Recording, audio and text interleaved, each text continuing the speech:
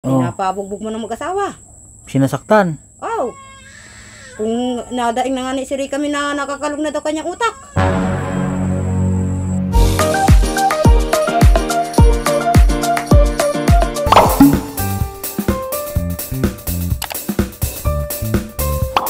Siya po mga kabayan, magandang hapon po sa inyong lahat. So ngayon po pupunta po tayo sa pinapaaral po natin yung mga scholar po natin dito na sila Rica May at si Princess. Ayun, kasama ko po ang partner ko ngayon na si Wing Galo. Ayan.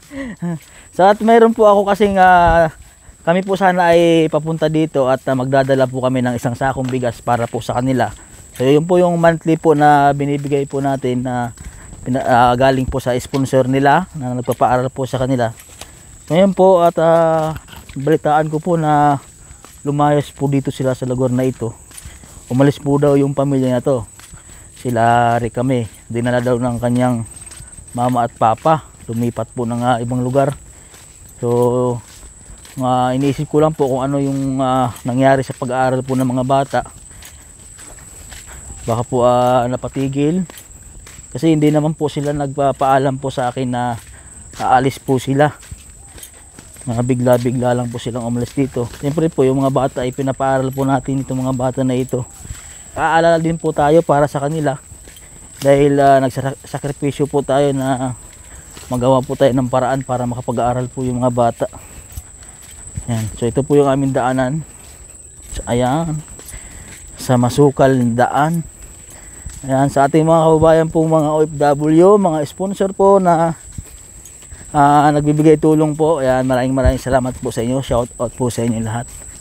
Kay sa Bulusan Sister po, kay Ma'am Pasita, kay Lisa and Delian, maraming salamat po ma'am sa inyong pagbibigay ng tulong sa ating mga kababayan. Kay Ma'am Helen din po. At sa ibang sponsor pa po natin na bibigay tulong din kay Ma'am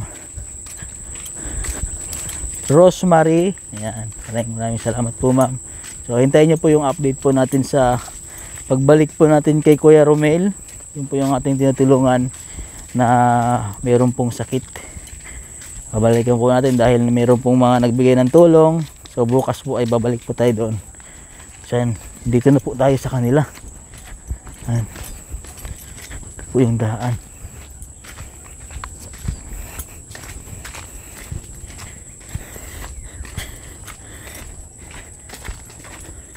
Baka mayroon na pong ibang nakatira dito sa bahay po nila mga kababayan. Pinaabaran. Dito na po tayo sa bahay po nila. Ito si Ate Marjorie. Ate Marjorie, kamusta na? Okay na, buhay pa rin. Ay, buhay pa rin. Tumataba ka ngayon Ha? Nga, Ha? payat. Tumaba ka Kumandang ka ton. So balita ko ay umalis na dito yung sila Rica May, sila Princess. Umalis na. Lumayas. Lumayas na. Nasilaw sa salapi. Nasilaw. Kasi sa pabaling malaki. Bakit? Asawang hindi si Maricar. Yung asawa na kuha sa pera eh. Ay paano po yun? Ay kami sana ay magdadala ng sa kanila ngayon, yung binibigay namin na monthly allowance na bigas. Ay nalaman ko doon na sila ay wala na dito. Saan sila lumipat? Kasi po. Naya sa Isay na inutusan. Malayo. Malapit lang din. Nasa may tabing highway lang. Hanapin pa namin yun. Cause, ito naman si Princess. Bakit pag sila ay umalis dito? Malay ko. Paano po yung pag-aaral ng mga bata? Dito naman samantalang natalo, ito yung Lunes, Martes, hanggang Biyernes lang. At balita ko ay hindi na daw pumapasok yung mga bata. Si Rica May ang hindi napasok. Ay, pumasok pala nung Biyernes, nung Webes at saka Oo. Kaya nga. dito na, dire-diretso naman pag-aaral lang mga bata. Dito lang na tuwing may pasok. Dire-diretso. Kasi kung sakaling ganun man yung nangyari, matigil yung mga pag-aaral ng mga bata, ay titigil na rin namin yung pagbibigay tulong sa kanila dahil nga binibigyan namin ng Kaya nga kung kuha na kuha din mga bata nga kaya gawa ng binibigyan namin ng tulong, monthly allowance, mayroon pang bigas at mga Milo para di sa mga bata na tuloy-tuloy yung mga pag-aaral. Eh ako, pagka ganyan, hindi mo na nagpaalam sa akin eh. ano ay, Sabi ko nga, magpaalam sa iyo. Mm. Ay, hindi man nagpaalam sa iyo. sabi ko nga ni ka sa kanila, Marika, magpaalam ka, diyan ang Mm. kung saan kayo lumipat para masuporta ng mga bata. Hindi man lang nagpaalam na, sir, kami po ay lilipat, sir, ng lugar. Ang galing. Quezon. Oh. Kailan lang po sila umalis? May 3 linggo na yata. 3 linggo na. Wala pa siguro kasi wala pa namang Mga may gitla. 2 linggo pa lang siguro ako bago ko nakapunta din sa kanila. Nagdala pa ako ng Milo dito eh. Dalawang linggo. Oo. Nung pagkadala mo, kinabukasan, umalis na sila. Umalis na, kinabukasan. Oo. At dala-dala yung mga ampon-ampon nila. Yung mga lalaki nakatira dito. Na lagi umuubo sa bigas. Kasama pa rin doon. Kasama pa rin. Oo, nandun din. Siya nga nagyakag doon. Ay yung mga ampon-ampon nila. Oo. Eh balita ko ay yung malalaking Milo at yun daw ang umupak. Ay, baka. Oh. Hindi, pwede naman yun. Di, yung sindesa. Oo nga. Kasi hanapin ko yung kapatid mo. Pag nakita ko yung kakausapin ko. Oo. Nakapag ang mga anak niya ay hindi niya inintindi sa pag-aaral, pag pinatigil niya yung mga anak niya, ay tigil din ng tulong para sa kanila. Hindi pati kaya kuwanda Hindi na. na nga siya Oo. pasok sa sobrang layo. Ay, sino gaya natin sa kanya? Oh. Ay, lalo yung ama niya gagapak na. Sayang naman, kawawa naman yung mga bata pagka ganun. Pag pa sila umalis dito, eh, alam naman nila mayroong tumutulong sa kanila eh. Oo, mama, kuhang na yun eh. Mm. Sabi ko nga sabi ni kuya, kung tigil din lang nila ang pagpasok ng mga bata, kukuhain na lang ni kuya si yung isa. At pinapabugbog mo ng mag-asawa. Sinasaktan. Oh, kung nadaing na nga ni Siri kami na nakakalog na daw kanyang utak. Ay, pwede silang i-DSWD pagka ganun. Nayari sila, makukulong sila pagka ganun. Nadaing na sa akin yung bata, minsan Lagi pa din na puro bugat din. naganon yung sa akin, tiya, kalog na ang utak ko. Mm. Napapayak na lang ako ng wala man ako magawa. Nagagalit niya si kuya, sinumbong ko kay kuya ang gano'n, nadaing niyo sa akin yung bata. Oh. Sabi ni kuya, bayaan mo sa linggo ako ay ko na si Rika May. Oh. Kung gano'n din lang naman napabugbog ng mag-asawang yan. Hindi mo pwede nilang sasaktan yung bata. Pag sila pinadi-DSWD ko, makukulong sila.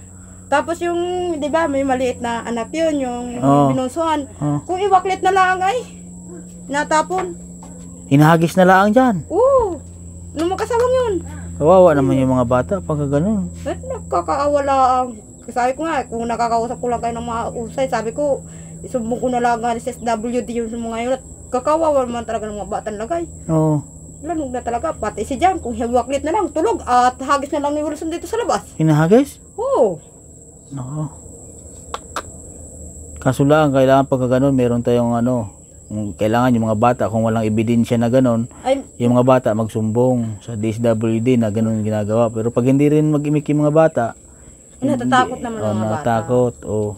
Pero kung ganito, ako ay nanda kuya, ang mga bata, Oh, dapat kunahin na lang ng mga kuya mo, diyan nasa Kalatagan. oo, yung walang anak. Ay, hindi kuhanin na ang ganyan eh.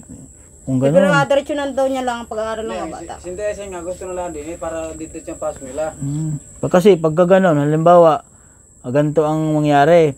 Kapag yung mga bata sila ay nandito yung kanilang yung kapatid, tapos doon sila pupunta sa mama mo, doon ko ibibigay yung mga tulong, hindi na doon sa kanila. Oo. Kasi kaya nga ganun ang ginagawa para sa mga bata yun na nag-aaral. Nalanog na mo na lang nila. Hindi ka pasok na doon. Tapos sinasaktan pala nung Mag-asawa. ama-amahan tas yung mama. Oo, napagtulungan. Kaya nasabi ko nga pumunta ako ng minsan doon. Nagpaghilot ako doon sa aking bunso. Oo. Ay, naisumbong ko kanda mama at saka kay kuya. Galit na galit si kuya. Salbahay pala ang papa. No, ba't pa nandito ako parang bait na bait? Mabait, tingnan. Kung wala na, pagkatalikod mo, bugbog na ang bata. Ang sisa, hintay nyo din eh. Paano na, nabili lang ng sigarilyo. Sabi ko nga sa kanila, huwag naman ninyong grabe garauti ang mga bata. Ako, sabi ko, dami kong mga anak. Oo. Makabira kong pagbuatan ng kamay. Kasi pa sa akin, sabi ko, nasagot sa akin. Ikausap mga sana si isa na dito daw siya. Para makatuloy-tuloy sila ng pagpasok. Kaso lang, ikausapin ko rin si Konsyal. Kaya nga, kasi ang inaano namin dito, yung pag-aaral ng bata, yung mga, kasi Kita nyo naman yung siguro yung sakripisyo na natin para makapag-aral lang yung mga bata na yan. Tapos matitigil lang. Gusto mo magulang nila. Sabi ko nga sabi ko sa mga bata, Salbahe pala yung mga yun eh. basta salbahe. Nasaktan nila yung mga anak nila. Ano yun? Delikado yun. Delikatag talaga yun. Hindi nyo pala nakita dyan, naroon doon. Hindi ko naman kasi, siyempre pag pumupunta ako dito, okay naman. Oo, Ngayon ko lang nalaman na ganun palang ginagawa. Matalang mamalo, kaso lang, pag napupuro, sa ulo pa yung napatamaan. Sino po ang hinampas sa ulo? Si Rika May. Hinampas. Oo. Minsan nga, nagsumbong dito, pinalo daw siya sa tambakal. Oh. Dito, pasa, kita ko. Yung bata, si Rika May. Nakakangalaman ko at baka kami na maglalaban-laban eh. Pag Oo. pinakalman ko eh. Nung minsan dito, binugbog niyan. Eh, yan bata na yan, si Rika May. Pamangkin pa mismo ni ay sa ang kanyang yung partido nung asawa una ni Maricar, ang kanan pa ni Aye. Kamag-anakan pa ni asawa mo? Oo. Parang umapin si Aye sa mga bata. Gusto pang tagay ni Maricar si Aye, doon ang pagkampi daw sa dalawang bata. Pero kasi suntok ang gawa sa mga bata. Salbahe yung kapatid mo na yun. Hindi po pwede ang ganyan yan. Makakaawa naman yun. Sabi ko nga ni, Maricar. sabi ko nga ni, malaman ko lang sabi ko, malayo na ngayon. Lalo na ngayon, malayo na, hindi namin nakikita, baka lanog lalo. Ay, oo. Eh sabi ko nga nila minsan, sabi ko, Maricar, huwag mo masyadong paglupitan ng mga bata. Pagdating na oras, ikaw ang gagantihan yan. Oo nga, pag naging... Pwede naman yun, sir, dito bigyan mo ng bigas yung mga bata eh. Oo, nato naman Kaya nga, pagka, halimbawa nga po, pagka nandito yung mga bata, dito ko ibibigay yung mga bigas. Ay, hindi, ba't ko naman ipupunta sa kanila doon kung nandito yung mga bata? Kung nandito may mga bata, sabi ko laki ko siya luti. Oo. Kawawa nga naman eh.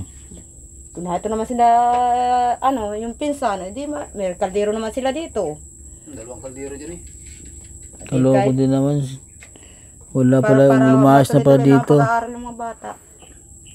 Ano eh, masaya nga dito. Sabi dito lang kayo sa tumulog. Kaya nga. Dito tumulog. Kaya pagka ano po ay nandito ni mga bata, saka ko dadalhin yung bigas. Ganoon na lang po Oo. Kasi pag dinala ka doon, baka yun din makinabang yung ampun-ampun nila dito. Oo. Pero yung isa nanto dito, nagkatrabaho sa poultry. Kaya nga, pag nandito na yung mga bata, tapos dito sila nag-aaral, Tapos lang, pero pag nalaman ni Maricar na may sila dito, baka kuhaan din. ay hindi yun, ay hahabilin ko yun sa inyo. Oo. Hindi, ito ko na ito ng mga beli. Tigil ko doon sir, mabunga nga sir Lin eh. Ay, kaya nga, ay Pinakaman ni Maricar, hindi siya kakar dyan. oo, para may ano naman, May ikaw konsumo naman. sila dito pag mula Biyernes, may konsumo sila. Kasi mayroon naman silang allowance na binibigay din ng mamintiis Igirong pang pag andito sila, bibilihan ko na lang sila ng mga ganon na meron sila makakain dito.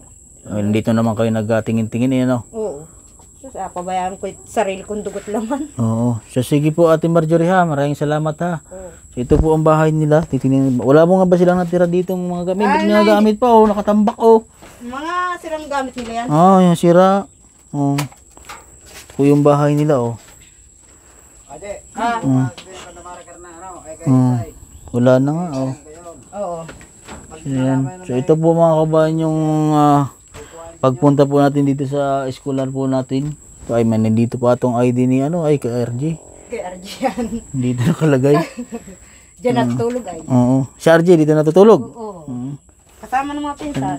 Ayan. So ito po yung pinagkalat-kalat na kanya. Tingnan Tinapon na nga nila Ate Maricar itong remembrance ito nila Ay, nasa akin na nakasimpi.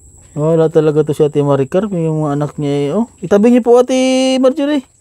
Tinatapon Kung kasasabi ko sa akin kaganda pa Ayan, so yan po mga kabayan. Ayan, dito na lang po ang ating vlog. Ayan. Update ko na lang po kayo ulit kung ano po yung gagawin natin sa mga bata. Ayan.